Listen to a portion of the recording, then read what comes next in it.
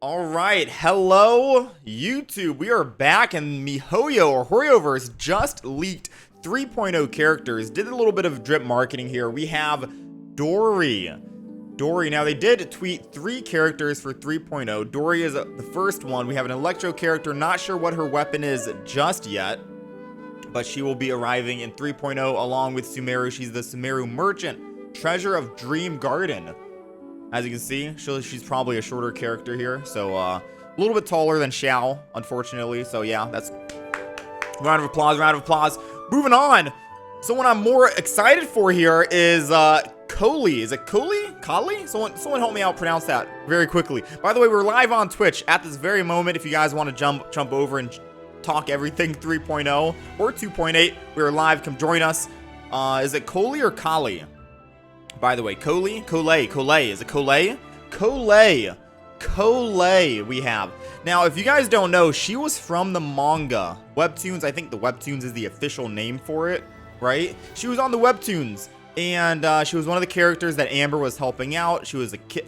I'm gonna give spoilers. Just go read the Webtoons. It's worth the read, I promise you. But she was from the Webtoons, and now she's an actual character in Genshin Impact, which is kind of surreal to see, right?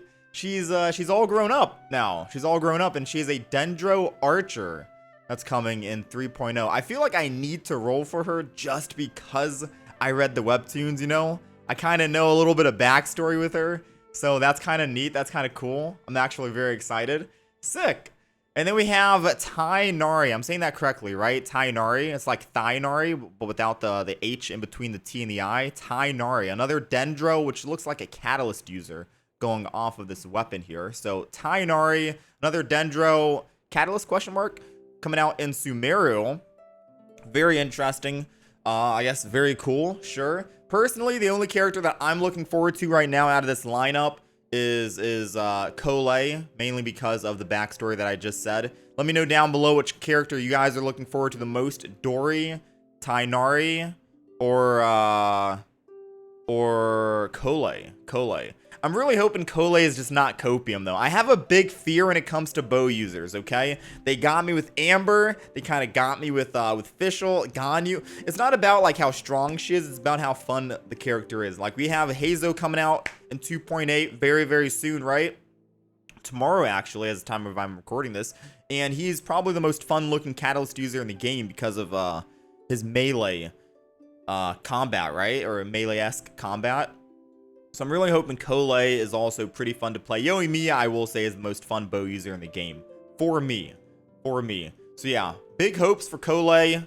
Dori, Tighnari, we'll have to wait and see, right? We need more information on that. But pretty sick. I'm a little disappointed, I'll say right now, just to wrap this up. Baizu is not here. He was the very first Dendro character we've seen. He's been sitting in the Boo Boo Pharmacy for quite some time now. Yeah, he's not here. He's not here, so very, very sad about that one, boys. Hopefully soon. Hopefully they didn't forget about him, you know? Anywho, let's move on. Quick little recap here. You guys already know. You guys already seen the news, I'm sure. But just in case you haven't, Kazuha banner with Heizo on it, with Thoma and Ningguang. I was kind of hoping there'd be a Razor here. I still don't have a Razor on my account. I was kind of hoping he'd be there, but, you know, maybe we'll try and do 10 or 20 wishes and we get Heizo and Razor off banner. Huge copium, but yeah, Klee banner will also be the same 4 stars as well. We have the weapon banner very quickly. Nice. Pain slashers there. Summertime Odyssey, which will be taking place on the 15th. So I guess right before the Abyss reset, which you'll be able to obtain your free Fischl, and I'm assuming this is also how you get the free skin as well during it.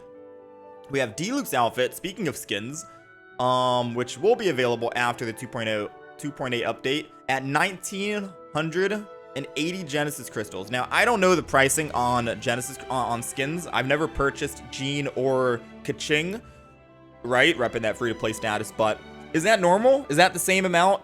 Does anyone in chat know? Is that the same amount, or is it more expensive? It's a 5-star compared to a 4-star skin.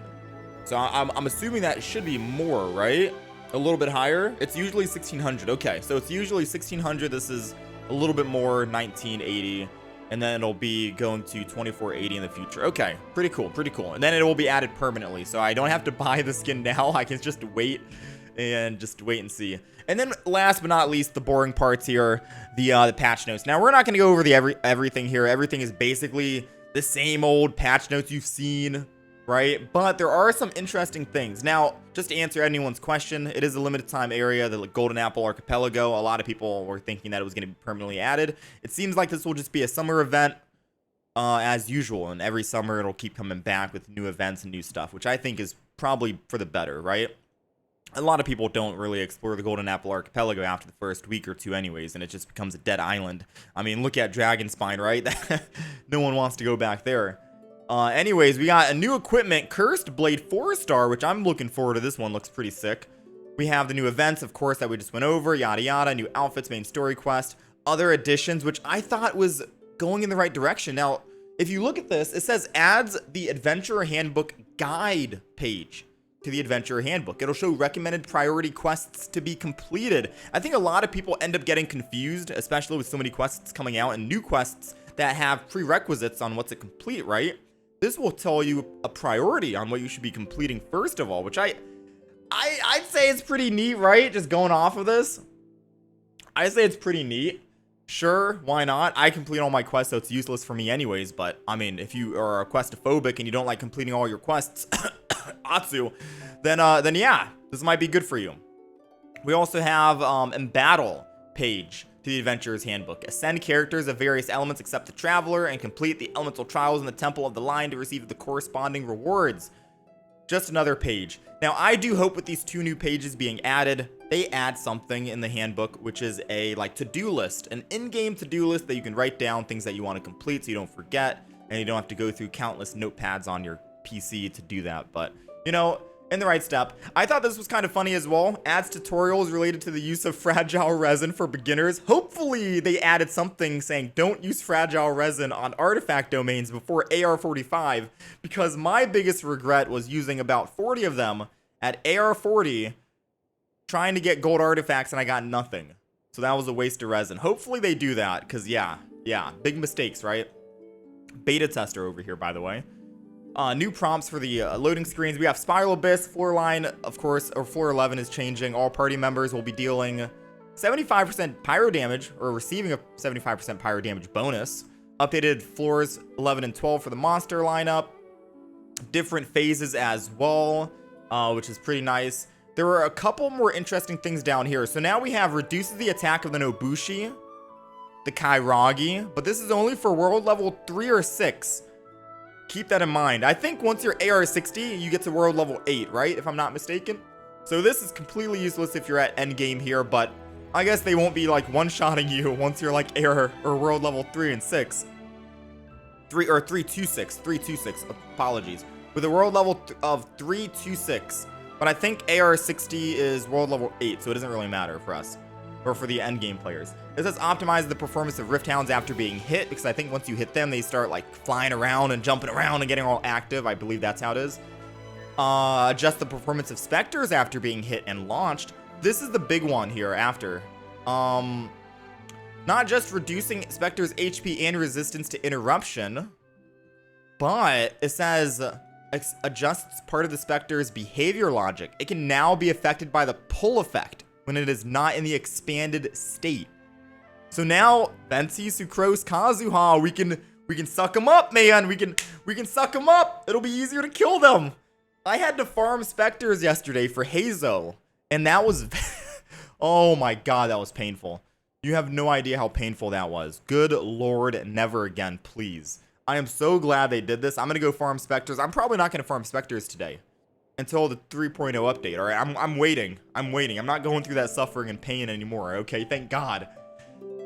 Thank God.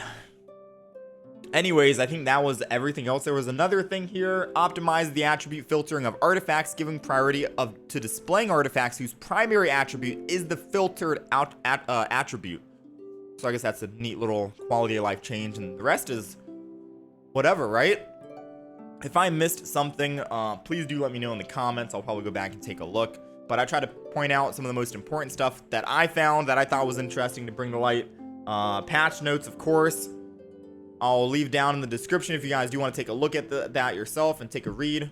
But yeah, that was all the 3.0 characters and the patch notes. Hope you guys did enjoy this video. Again, let me know who you guys are most excited for in the comments below. Join us over on Twitch if you guys want. We are live currently, and we will be live for a good bit today, about 3 to 4 hours. If you guys want to jump over and talk everything 3.0 and 2.8, be my guest. We'd love to have you guys. We have our wholesome Twitch chat right there saying bye YouTube. Collei gang, right? Hey, Collei, baby. Collei, I want to know what happened. I want to know some more information, some background on that. Thank you guys for watching, YouTube gang, and I will see you guys in the next one.